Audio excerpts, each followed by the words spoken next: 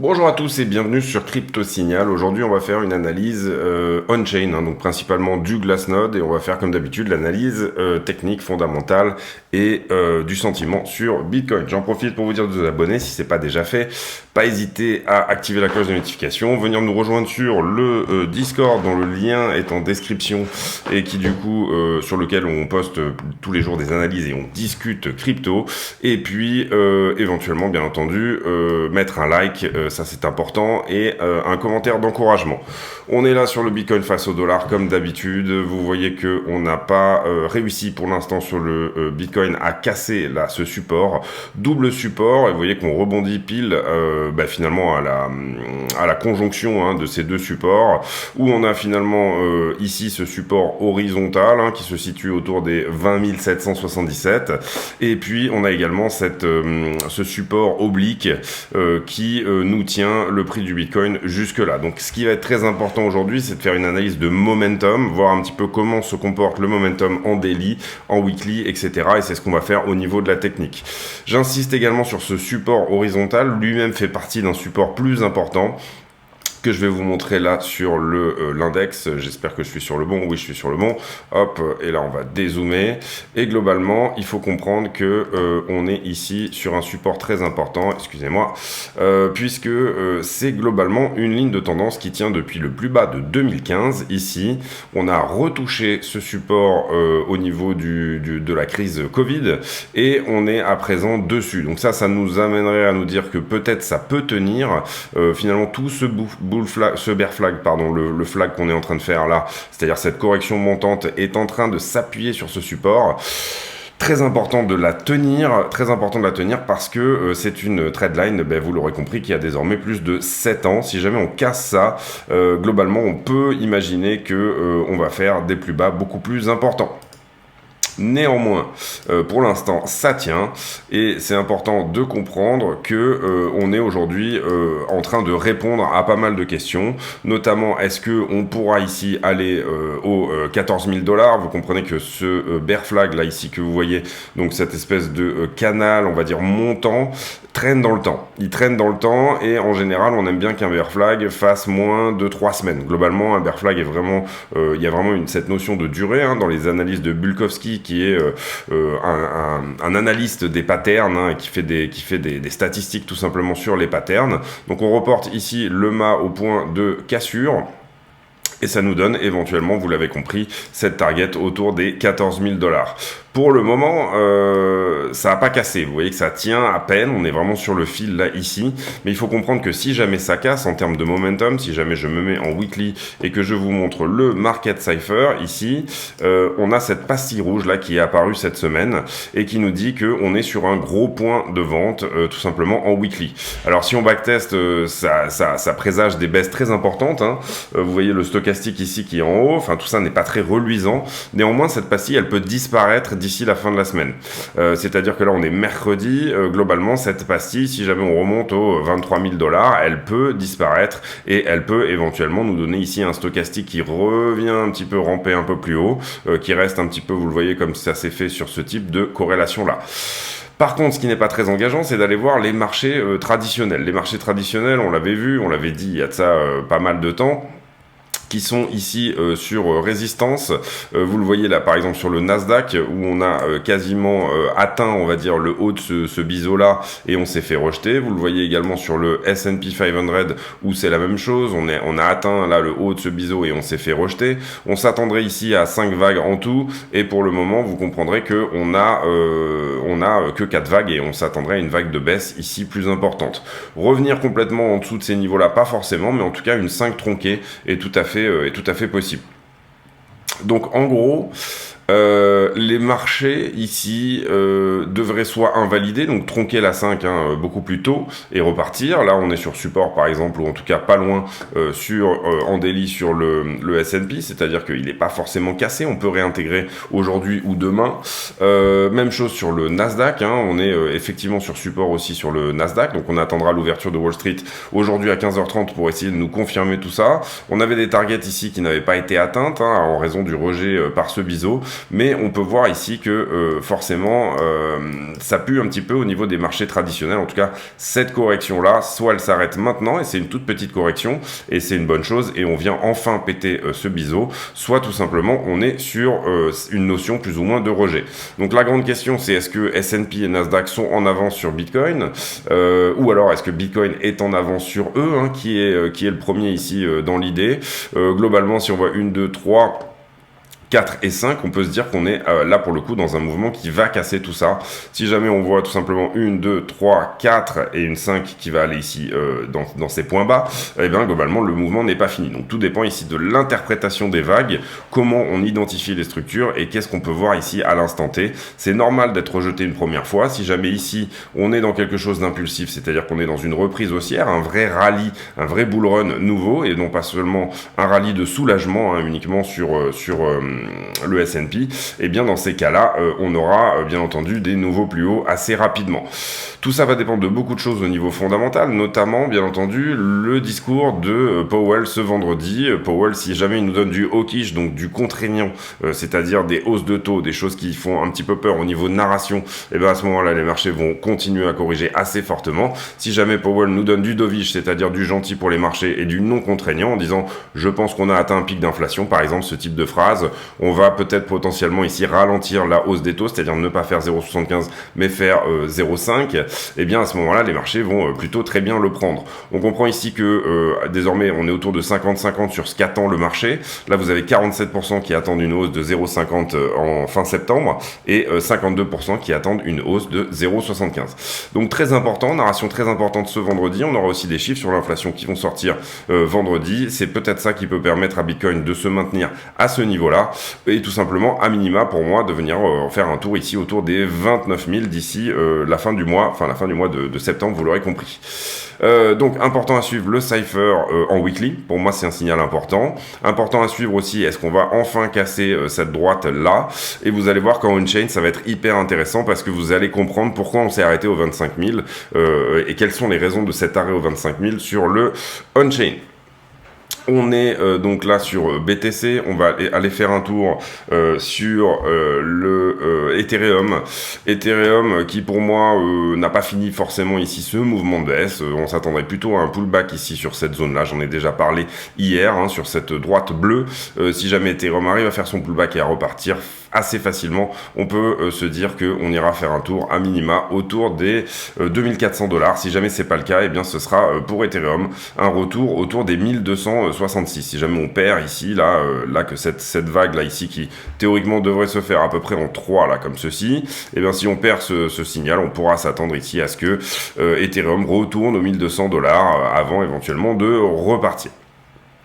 Donc ça c'était pour Ethereum, voilà, maintenant on va faire Ethereum face au Bitcoin.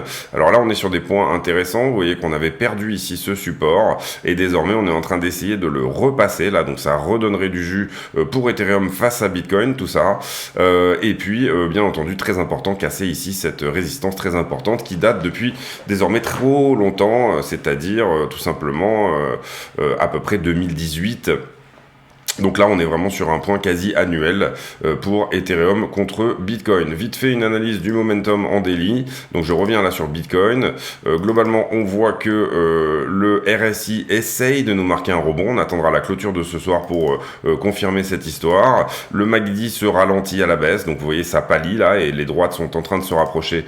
Donc ça, c'est plutôt encourageant aussi. Toujours pas de pastille verte ici sur le Cypher pour nous signifier que cette vague de vente est terminée. Ça serait une bonne chose d'en avoir une, et d'autant plus que théoriquement cette vague verte nous donnerait une divergence haussière.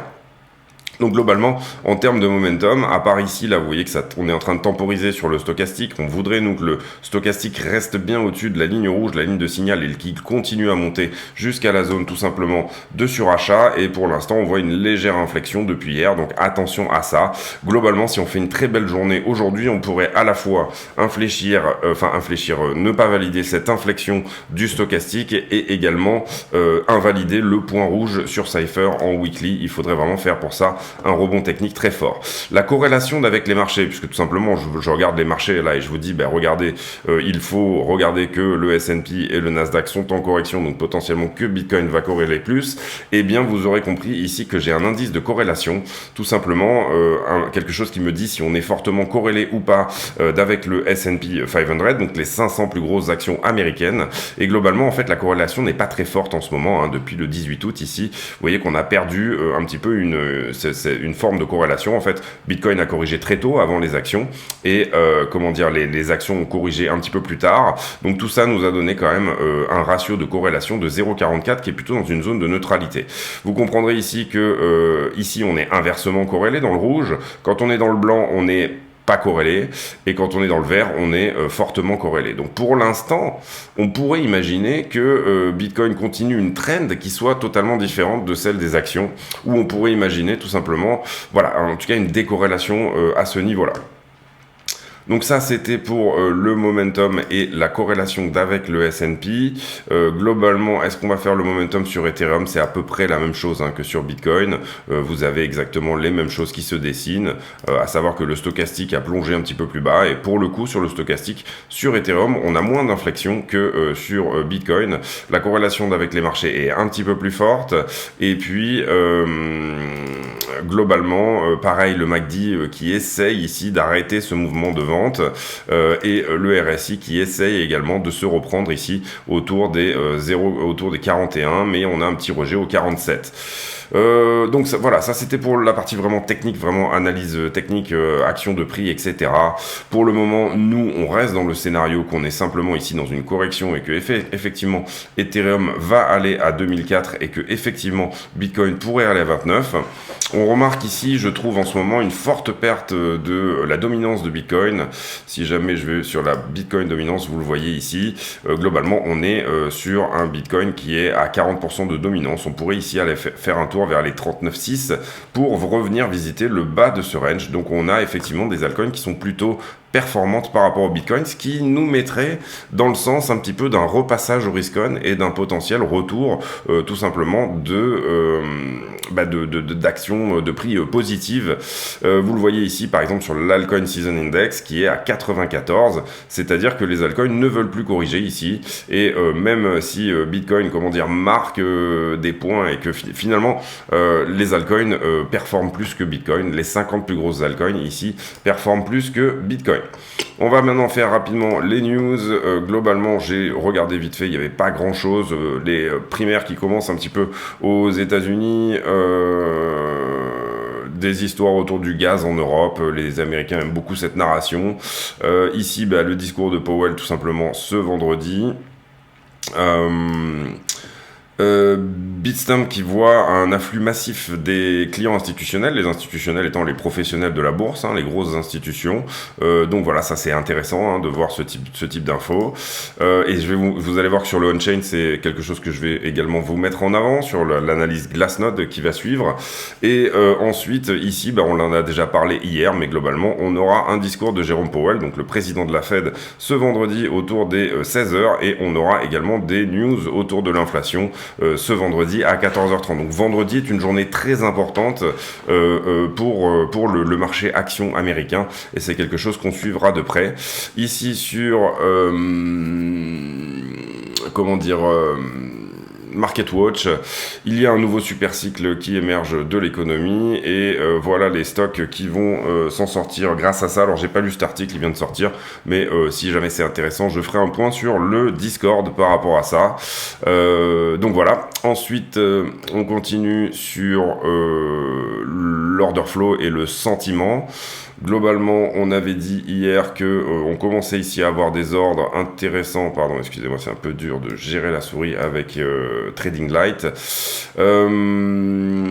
Pas d'ordre énorme avant à minima les 21 500 ici, 21 800 on a pas mal d'ordres, et 22 000 quelques ordres également, mais on n'est pas sur des milliers de bitcoins, vous le voyez, on est sur plutôt des quelques centaines, et globalement ici à l'achat on se positionne plutôt autour des 21, donc c'est quelque chose qui laisserait penser que peut-être On aura une barrière de vente à passer autour des 22 300 si jamais on veut repartir en bull run ici. Il faudra un petit peu du jus. Les options, on les a faites hier, donc on va pas les faire aujourd'hui. Ici, on est sur les marchés en levier par rapport à Bitcoin. Vous voyez le CVD sur Bitcoin qui est croissant, donc ça c'est plutôt une bonne chose. Ça va empêcher une partie des market makers de faire leur boulot, en tout cas ceux qui drivent le prix, ceux qui font le prix, de faire leur boulot en essayant éventuellement d'aller prendre ces liquidités qui sont plus bas. Donc là, ça, c'est des poches de liquidité qui attendent d'être prises. Hein, et pour l'instant, vous voyez qu'on n'y va pas. Donc elles sont relativement bien protégées par une demande au spot qui est relativement forte. Ici, on avait noté un fort niveau de short. Si jamais on devait venir liquider ce fort niveau de short, c'est-à-dire venir prendre par exemple les leviers x20, ça nous donnerait un rebond au 22 400. Voilà, qu'est-ce qui s'est fait depuis? Eh ben, on a eu un petit peu de short ici, vous le voyez sur cette histoire-là. Donc on aura un niveau à prendre par ici, qu'on va mettre en droite. Hop, et puis... Hop. Et puis on a eu beaucoup de longues ici, mais vous voyez que depuis on est venu rechercher ce niveau. Donc concrètement, ici un énorme regain des longues, là vous le voyez, hein, sur ce gros bond de l'Open Interest de 5 milliards, on a à peu près 600 millions qui sont rentrés en position. Mais globalement, vous voyez qu'il a été nettoyé depuis, si je me trompe pas. Remarquez, il part de là, donc on pourrait le noter vraiment comme ce point-là étant un point de short, un point de longue, pardon, à prendre. Donc ça, c'est bon, c'est réglé pour Bitcoin. Globalement, prochain niveau à prendre vers le haut, 21 500. Prochain niveau à prendre vers le bas, 20 800. Sur Ethereum, donc du coup il n'avait pas sauvé là, donc j'ai refait vite fait un petit peu ce qu'on avait regardé hier. On a eu du long ici, donc vous voyez que c'est bon, on l'a noté. On a eu également du long ici, bon globalement c'est le même niveau. On a eu du short à partir de là même, globalement en fait, pardon. Voilà, et depuis qu'est-ce qu'on a? On a plutôt du long, mais c'est très léger qui rentre sur Ether en considérant ce point là comme un point de départ. Sur iBlock, on revient là sur Bitcoin. Les longueurs sont désormais plus nombreux hein, dans les 5 derniers jours. Vous comprenez que là, on regarde que les 5 derniers jours. C'est ça qui nous intéresse, les positions fraîches. Donc, les longueurs sont désormais plus nombreux. Et sur Ethereum, c'est pareil. On commence à accuser ici un taux de longueur qui est plus nombreux. En l'occurrence, sur Ether, et c'est pour ça que je vous dis que le mouvement de baisse n'est pas forcément fini. Déjà, bon, c'est celui-ci. Déjà, on a quelques poches de liquidité ici à venir prendre à 1559. Concrètement, Ether n'est pas revenu visiter ce niveau-là des 1520 $. Et éventuellement quelques niveaux à prendre là ici en dessous. Bon, globalement, on était quand même plutôt plus shorté hein, sur ce mouvement-là, hein, c'est pour ça qu'on a marqué un arrêt, mais sur celui-ci, on avait eu un peu du long qui était rentré sur toute cette période-là, en estimant qu'il a peut-être été nettoyé, à voir si ces gens-là ont pris profit. Si on fait un -5 à partir de là, ça nous emmènerait aux 1500 $ pour faire cette fameuse chasse au stop et venir prendre les points de liquidité. Le CVD sur Ethereum qui semble ici latéraliser et commencer à se calmer à la descente. On avait noté hier un fort niveau de descente sur le CVD spot d'Ethereum et en l'occurrence on voit que c'est moins le cas. On va regarder maintenant la heatmap, nouvel outil sur iBlock qui est plutôt pas mal fait. Globalement ça nous dit quoi? Ça nous dit que là où c'est jaune, il y a des liquidités à venir prendre. Donc si jamais on devait faire un ici, ben, on pourrait venir taper les 17,2K pour nettoyer toute cette poche qu'on a au niveau des longueurs. Si jamais ils arrivent à suffisamment se protéger et que ce plus bas là ici est en train de tenir, on aurait quelque chose à prendre au niveau des shorters autour des 25 200 $. Si on va jusqu'en haut, 26 000 $. Ça nous aiderait à recasser éventuellement cette résistance des 25. Donc à voir dans quelle direction le prix va décider de partir. Personnellement, moi j'aime bien regarder le CVD au spot pour savoir vers où on va partir. Et là, pour moi, on est plutôt désormais haussier sur Bitcoin. Et on l'a vu sur le momentum aussi, c'est plutôt haussier en termes de momentum. Enfin, disons, on pourrait ici tabler sur un potentiel retournement. Donc, pour moi, potentiellement que ce bas-là pourrait tenir et nous emmener à la target qu'on avait définie, qui était aux 27 000 $. Néanmoins, on a des signaux très clairs à suivre. Et vous comprendrez ici que c'est relativement facile de le comprendre. Tout simplement, déjà, la perte de cette trend, donc une cassure, une vraie cassure de ce flag. Si jamais on a une vraie cassure de ce flag, c'est dans un premier temps les 19 000 et potentiellement en dessous les 14, puisqu'on n'a pas grand-chose dessous là. Donc on a la macro aussi qui pourrait nous dire que d'ici vendredi, si jamais Powell nous donne du hawkish, eh ben ça va pas aller bien. On sait qu'on va avoir de la volatilité. Pour moi, elle sera plutôt ici vers le haut. Et on avait dit ici, pour moi, hein, à l'instant T, je sais ce que je ressens, c'est le ressenti que j'ai entre guillemets du marché sur le fait qu'on ait tenu ici cette résistance, qu'on ait ce double support qui désormais nous donne un peu de jus pour éventuellement revenir visiter le haut du flag ou en tout cas réamorcer quelque chose de plus intéressant. C'est pas forcément ce qui va se passer, parce que tout simplement, il suffit ici d'une narration, de quelque chose, d'une perte de momentum à l'instant T, et quand on va sur Glassnode, et on va du coup attaquer la partie on-chain, on voit que le Accumulation Trend Score, donc le score d'accumulation au niveau de Bitcoin, est en train ici de se calmer, voire de descendre au zéro, d'accord ? Qu'est-ce que ça veut dire le Accumulation Trend Score ? C'est pas forcément ici, vous voyez que là par exemple on avait un score de 0 et pourtant on a fait des nouveaux plus hauts derrière et ça a accumulé au top, etc. Le Accumulation Trend Score, c'est tout simplement un scoring de à quel point les baleines accumulent.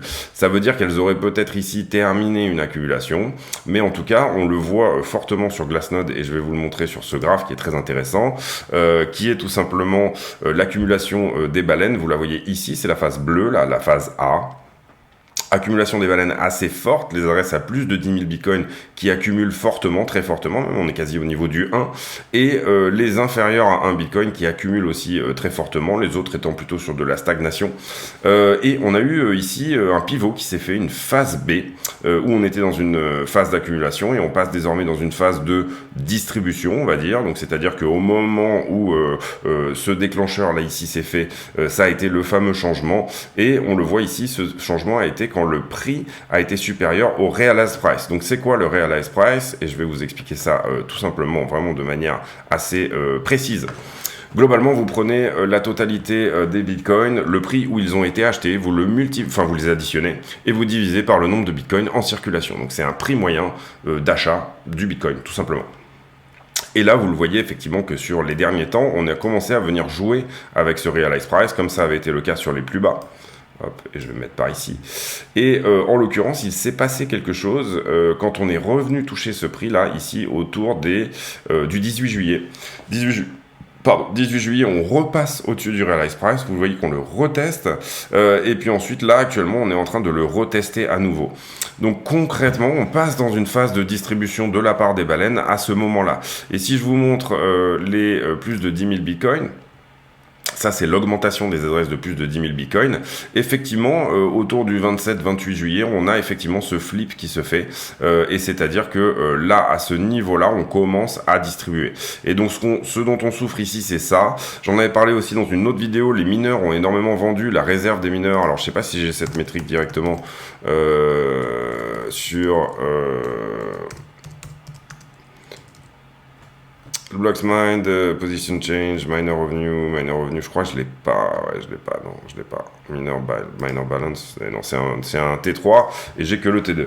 C'est pas grave, du coup, les mineurs avaient pas mal distribué aussi dans cette zone, histoire de se refaire un petit peu, puisque l'électricité devient très chère, etc. Donc ils ont des coûts, et ils ont acheté des nouveaux ASICs, je l'avais dit, pour Mara, etc. Et donc du coup, ils ont ici des coûts assez importants à couvrir. Le Bitcoin est en bas, ils ont une réserve, et là, du coup, ils ont vendu un petit peu sur ce renouveau. Globalement, ce qu'on peut voir, et d'une manière générale, c'est une dynamique de bear market, c'est-à-dire que tout simplement, et là je vous montre les profits réalisés, c'est-à-dire au moment où je vends mon Bitcoin, on connaît le prix d'achat, puisque mon Bitcoin est numéroté, hein, c'est tout à fait logique. On connaît mon prix d'achat et on sait si la majeure partie des gens qui sont vendeurs vendent leur Bitcoin au prix d'achat ou pas. Et ce que vous voyez, je vais zoomer un petit peu plus ici sur la trend, c'est que globalement, depuis qu'on a fait ici ce crash là, Donc depuis avril, en fait, on rejoue avec le zéro. C'est-à-dire qu'à chaque fois qu'on retouche le zéro, eh bien, il y a certaines personnes qui sortent à break-even. Et vous voyez là ici, sur toute la trend, on voit très bien que on revient toucher le zéro, toucher le zéro, toucher le zéro. Et globalement, ça veut dire j'ai acheté le coin à tel prix, donc je veux sortir du marché potentiellement, ou en tout cas, je me suis fait peur, je veux racheter plus bas. Donc tout simplement, ici, on rejoue avec le zéro, et c'est une dynamique tout à fait logique dans des moments de bottom. Vous le voyez qu'on l'avait fait pendant un moment ici, hein, ça n'avait pas empêché ici cet énorme spring de se faire là, mais globalement ici on était déjà dans cette logique de on retouche le zéro, on redescend, on retouche le zéro, on redescend, et puis on avait commencé à le faire un petit peu ici aussi, on a vu ce spring effectivement sur le Covid. Donc concrètement, là on a quand même eu des épisodes de liquidation relativement importants. Est-ce qu'on va avoir besoin de ce petit spring là ici où tout le monde en fait recharge assez fortement et finalement au moment où on le repasse ici n'est plus vendeur? C'est vraiment une bonne question qu'il est intéressant de se poser. On va faire les ratios habituels, c'est-à-dire mes favoris, le Rodel qui vient enfin de toucher la zone verte. Globalement ici c'est les bitcoins qui sont gardés depuis plus d'un an divisés sur les bitcoins qui sont, c'est l'inverse, c'est les 1 à 2 semaines divisés par les plus d'un an. Donc globalement c'est cette idée un petit peu de qui ici accumule ou pas, et globalement le Rodel vient enfin de toucher sa zone ici. Ensuite sur le net unrealized profit and loss, c'est-à-dire combien de pourcents tout simplement de la supply est en perte et à quel moment, vous voyez ici que on est en train de retoucher le rouge, hein. C'est la première fois ici que c'est le cas. Donc globalement on était dans du jaune, donc on était dans du hope. Voilà, une phase d'espoir, et on vient de refaire un petit tour dans le rouge. Alors globalement, est-ce que ça s'est produit dans le passé? Pas tellement. Vous voyez que ça s'est reproduit, oui, ici, où on était dans le rouge pendant un moment, on repasse dans le jaune mais très brièvement, et là on se fait plutôt rejeter par le jaune. Là on est quand même repassé dans le jaune un bon petit moment, donc voilà, pour moi voilà, métrique quand même intéressante, mais qu'il faudra forcément ici bien suivre dans le temps pour voir si là par contre, oui, là on avait fait une sacrée phase dans le rouge, et vous voyez que sans faire de nouveau plus bas, en fait finalement c'est tous ceux qui avaient acheté pendant ce rallye ici qui se sont retrouvés sous l'eau sur cette petite correction. Donc il y avait eu probablement une grosse accumulation là ici sur la fin, et globalement on revit peut-être un petit peu ici la même structure. Donc ça veut dire pas forcément de plus bas, mais on peut repasser dans le rouge et avoir cette sorte de cuvette d'accumulation à nouveau qui se fasse par exemple dans la zone des 20 000 $. Les bitcoins qui continuent à sortir des exchanges, ça c'est très important, c'est-à-dire que les gens mettent leur bitcoin sur un cold wallet, ça fait moins de pression vendeuse, et ça c'est plutôt très bon pour le marché également. Ça on l'a plus ou moins déjà vu avec le realized profit and loss. La dormance, on est sur des niveaux qui sont vraiment complètement délirants, on n'a jamais vu ça sur bitcoin, c'est-à-dire que les coins ne bougent pas, et vous allez le voir aussi si je vous montre globalement la supply qui n'a pas bougé depuis plus d'un an. On est toujours à des nouveaux ATH de supply qui n'ont pas bougé depuis plus d'un an, c'est-à-dire que là on est vraiment sur un comportement de hodler, c'est-à-dire que le prix est fait tout simplement par les bitcoins à court terme. Globalement, ce qu'il faut comprendre de ça, c'est que vous avez ici donc du coup 65% des coins qui n'ont pas bougé depuis plus d'un an, donc on appelle ça donc les very long term holders, les gens qui ont vraiment un comportement pas du tout vendeur, qui regardent le prix faire du yo-yo mais qui s'en foutent complètement. Et globalement on est ici à un ATH de cette force-là du marché, c'est-à-dire que 33% des coins font quasiment toute l'offre, et même moins je dirais, si on regarde, je vais vous montrer après une autre charte sur les short-term holders justement, eh bien le prix est vraiment fait ici par des niveaux, un tout petit nombre de bitcoins qui changent de main très rapidement, et donc les STH, les short-term holders, s'échangent les mêmes bitcoins les uns les autres, et c'est ça qui fait le prix. Le H-Ribbon, on en a parlé cette semaine, donc on va passer dessus. Le multiple de Puel qui, lui aussi, nous donne un joli point de bottom. Et ici, même chose sur le MVRV Z-Score qui nous donne aussi un joli point de bottom.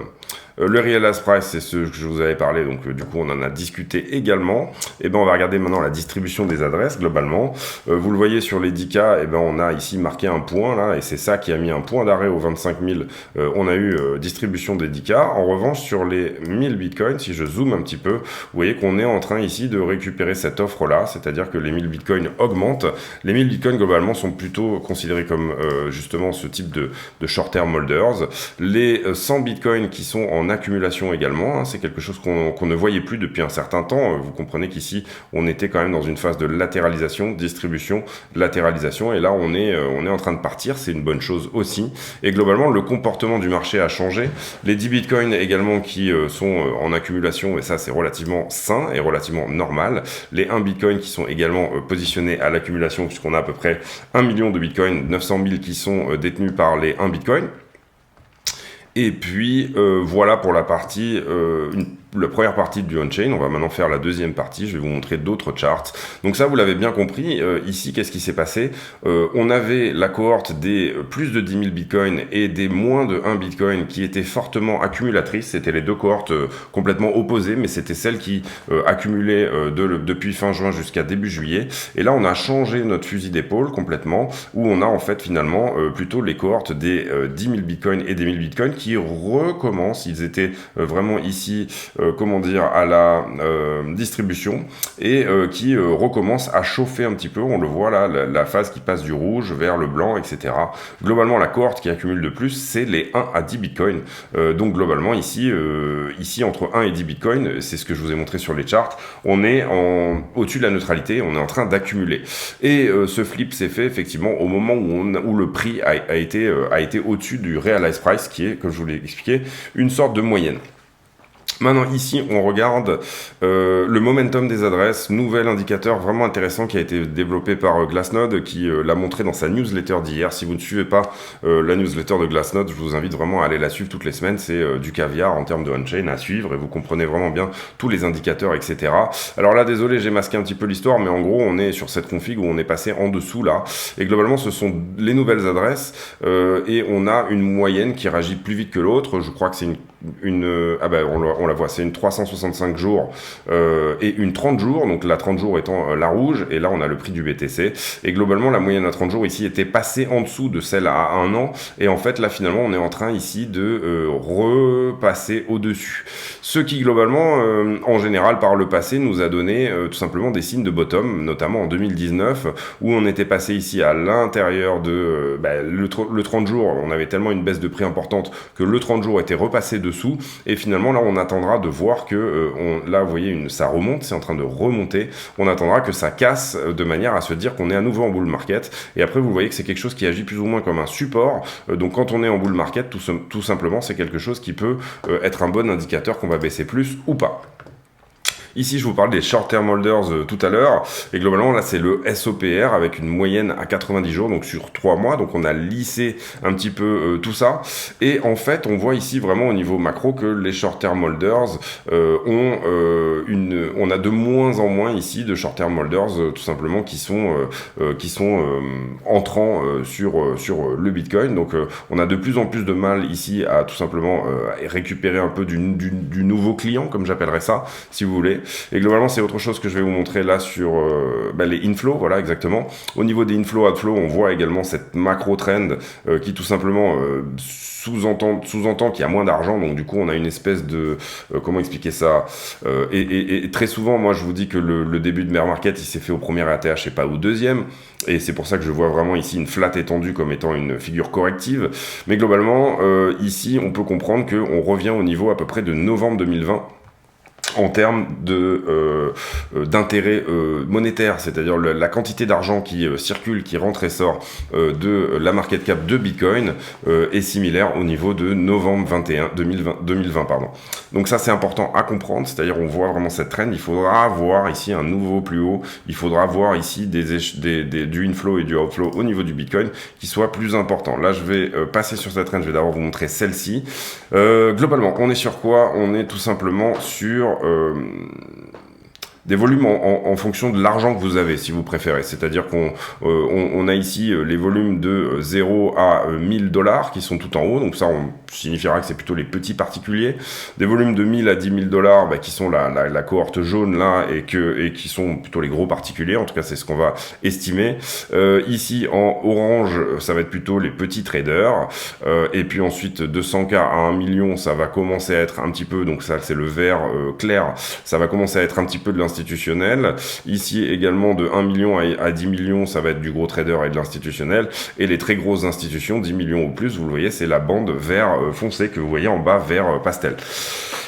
Alors, plutôt turquoise même d'ailleurs. Alors en gros, qu'est-ce qu'on voit là? Et là c'est relativement intéressant vraiment de réfléchir un petit peu à tout ça et de réfléchir en termes de où est l'argent, où est-ce qu'il y a le gros argent, etc. Et tout simplement d'où vient l'argent en ce moment. En fait, on voit que finalement, bon, on a bien entendu des variations ici sur même on a une variation globale, c'est celle-ci, c'est celle que je vous expliquais là. Globalement sur la variation globale, on est à peu près au niveau de novembre 2020, au niveau de cet été, on est légèrement au-dessus des niveaux de l'été dernier, je veux dire. Et en gros, on a une perte ici, mais la perte, elle se fait majoritairement quand même au niveau des retails. C'est-à-dire que là, on perd énormément de retails qui ne reviennent pas ici. Quand je dis retail, ça veut dire les petits portefeuilles.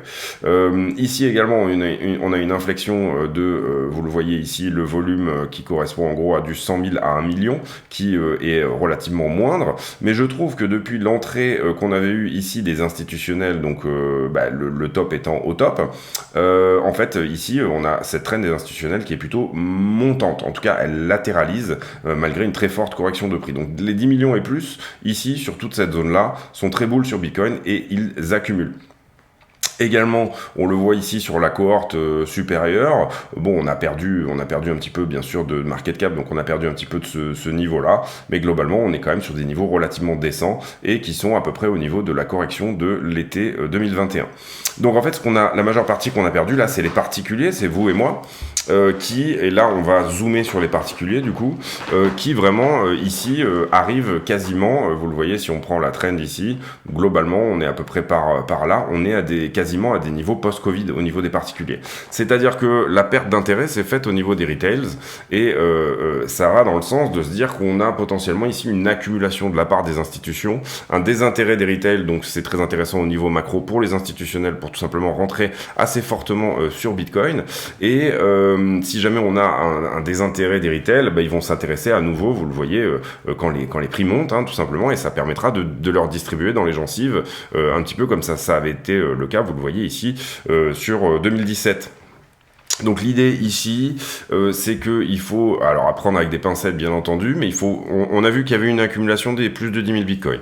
On a vu qu'il y avait aussi dans le temps une continuation de l'argent institutionnel, et c'est ce que je vous expliquais avec cet article sur Bitstamp qui marque cette continuation-là, mais en même temps un désintérêt total des retail et des tout petits portefeuilles pour la crypto, si tant est que, moi encore que je trouve que sur le Discord et sur les abonnements, etc., on a quand même des nouveaux qui rentrent en ce moment, mais on n'est pas du tout sur les niveaux qu'on pouvait avoir d'intérêt des retail pendant le bull run de 2020-2021. Donc, concrètement, on peut réfléchir ici à tout ça comme peut-être une potentielle, et peut-être qu'elle n'est pas finie, peut-être que ça va faire des springs plus bas, c'est ce que je vous expliquais aussi avec les potentialités de spring, mais on est peut-être ici potentiellement sur une zone dans laquelle les institutionnels accumulent sur fond de très mauvaises news finalement, même avec l'inflation, regardez les retail, avec l'inflation, leur pouvoir d'achat, c'est quand même très difficile ici, tout simplement, pour des petits portefeuilles, d'avoir tout simplement plus d'argent à investir dans Bitcoin et de prendre une partie de leur épargne. La plupart des gens ici vont pas aimer cette narration d'inflation galopante et tout ce genre de choses, etc. Et finalement vont vouloir garder leur épargne de côté. Et surtout, c'est ce qu'on entend partout, on vous dit restez en dollars, attention, n'investissez pas sur les stocks, etc. Je dis pas que c'est le point bas du marché ici, mais il y a un moment donné où c'est ce que j'expliquais dans une autre vidéo où il faut avoir les balls de rentrer dans une maison en feu et de sauver ce qui reste à sauver. Donc du coup, là ici à l'achat, c'est vraiment la même chose, c'est avoir les balls de rentrer dans un endroit où on vous dit attention, c'est une immondice, on va dire. On nous dit en ce moment par exemple le marché de l'immobilier en Chine, on nous dit la guerre en Ukraine, on nous dit on n'aura pas de gaz cet été, on aura nana machin, etc. Donc toute la narration ici est faite pour que vous ne rentriez surtout pas sur les marchés actions, et généralement assez souvent ça donne des plus bas sur les niveaux d'actions, puisque quand les institutionnels ont fini d'accumuler, c'est eux qui font le prix, et donc du coup ce qu'on appellera les traders avertis en wake-off, ou alors ce qu'on appellera tout simplement la smart money pour certains, et ben là va du coup faire repartir le prix une fois que toute l'offre aura été aspirée. Alors il peut encore y avoir de l'offre à 14, On voit ici que la structure des very long term holders, donc tout ce qui est effectivement supply qui n'a pas bougé depuis plus de 1 an, est très forte, mais sur les bitcoins à court terme, peut-être que quelqu'un est prêt ici en ce moment à en acheter à 21 et à les revendre à perte à 14. Hein. Il y a toujours un perdant en face de quelqu'un qui, quand vous vendez un bottom, il y a toujours quelqu'un qui perd en face, tout simplement. Donc voilà, très important à comprendre tout ça, et pour moi, on est quand même ici sur des dynamiques on-chain. Bon, là, ça fait beaucoup de temps qu'on le dit, hein, tout simplement. Je pense que déjà, comment dire, on-chain, on était sur des niveaux relativement jolis sur tous les indicateurs, autour des 30 000 $. Hein, donc, bien entendu, ça n'empêche pas des springs plus importants, etc. Mais pour moi, j'ai le sentiment que on-chain, c'est en train de nous dire que le bottom est trouvé. On pourrait retester ici les 17,6 ou les 19, bien entendu, mais attention quand même à ces figures chartistes comme l'épaule tête-épaule qui a une target de 14 000 et ce fameux bear flag qui a lui aussi une target autour des 14 000 et on le voit sur le volume profile, il n'est pas du tout exclu d'aller faire un tour dans toute cette zone qui est un petit peu les pieds d'argile sur lequel le colosse s'est installé et où du coup il y a eu très peu de business, tout simplement parce qu'on l'a traversé ici très rapidement et également ici et ici. Vous voyez que en gros le business qui a été fait là-dedans est très pauvre, donc entre 12 000 et 17 000 $, le marché pourrait avoir envie d'y retourner et pourrait avoir envie de combler cette zone ici un peu vide en termes de volume profile, comme c'est le cas effectivement aussi sur cette zone-là, c'est-à-dire que pour le coup, on risque d'être attiré jusqu'au 29,30 et c'est une bonne justification de pourquoi on pourrait éventuellement ici être attiré par une zone comme pour l'autre. Pour le moment, on est au point de contrôle, vous le voyez. Ce qu'on appelle le point de contrôle, c'est tout simplement là où il y a le plus de volume. Bon, globalement, le vrai point de contrôle, il serait plutôt ici à 27 786, mais encore que si on va sur vraiment l'index, donc tous les exchanges confondus, on voit pas grand chose là, hop. Voilà. Oui, on est quasi au point de contrôle, on est un petit peu entre les deux, là, vous le voyez sur cette espèce de pic là de volume profile entre les deux. Globalement, si on regarde ici 12 420 et si on regarde ici 28 846, très peu de business fait dans ces deux zones. Donc désormais, le marché va devoir choisir de où il va. Soit il va chercher son point d'arrêt autour des 12 000. Alors moi, vous le savez que j'ai plutôt les 14 000 en ligne de mire, 14-15 000. Mais voilà, vous comprendrez ici que on a ici un point intéressant de pivot. Voilà, c'est ça que je veux dire. Voilà, c'est tout pour moi aujourd'hui. J'espère que cette vidéo vous a plu. Gros point Glassnode parce que c'était intéressant de le faire. Et puis parce qu'aujourd'hui on n'avait pas énormément de news, donc ça me permettait ici de faire un tour là-dessus. Et puis comprenez bien la dynamique ici de l'offre-demande, c'est ce que nous propose le on-chain. On a une chance formidable qui est tout simplement d'avoir le on-chain, c'est-à-dire que tous les bitcoins sont numérotés, on sait à quel prix ils ont été achetés, etc. On sait à quelle wallet ils appartiennent, c'est l'avantage de tout ce qui est pseudonyme, on va dire. Donc du coup on peut faire ce type d'analyse, on a ça en plus, donc autant l'utiliser à fond. C'est tout pour moi aujourd'hui, j'espère que cette vidéo vous a plu. Si c'est le cas, n'hésitez pas à vous abonner, mettre un pouce bleu. On a un nouveau partenaire également qui est Bybit, donc en mode affilié. Donc si vous voulez ouvrir un compte Bybit, n'hésitez pas à le faire via le lien de la chaîne. Et puis également, on a un nouveau partenaire Ledger, c'est-à-dire que si vous achetez des Ledger pour stocker vos cryptos, n'hésitez pas à le faire via le lien de la chaîne également. Ça rapportera quelque chose comme 4 ou 5 euros à la chaîne. Et c'est une manière, bien entendu, de féliciter le travail encouru et de augmenter en qualité petit à petit. Si jamais vous avez suivi cette vidéo jusqu'à la fin et que vous avez réussi à le faire, on est encore sur une vidéo de 40 minutes, hein, j'en suis désolé, mais voilà, c'est la vie, c'est les choses qui sont comme ça. Et bien du coup, n'hésitez pas à mettre en commentaire, j'ai pour habitude de demander des commentaires à la con, c'est-à-dire des choses qui n'ont rien à voir avec le cours du Bitcoin en particulier. Et en l'occurrence, le commentaire d'aujourd'hui sera sur... on va rester, je pense, sur le vestimentaire. On va rester sur le vestimentaire. Alors je sais pas, est-ce que est-ce que vous êtes très accessoire, type lunettes de soleil, ce genre de choses? Est-ce que vous avez un accessoire favori que vous avez toujours sur vous? Une montre, des lunettes, des choses comme ça. Voilà, désolé pas trouver mieux, mais c'était le commentaire à la con du jour. Et voilà, n'hésitez pas à mettre des likes également. J'ai que 10% des gens qui regardent les vidéos qui mettent des likes. C'est quand même dommage parce que j'ai eu l'impression que beaucoup de gens les regardent jusqu'à la fin puisque le temps de vue est relativement bon, donc n'hésitez pas à mettre un like à la fin de cette vidéo. Je vous souhaite à tous une très bonne journée, on se retrouve demain pour un nouveau point météo sur le Bitcoin. À très bientôt, ciao.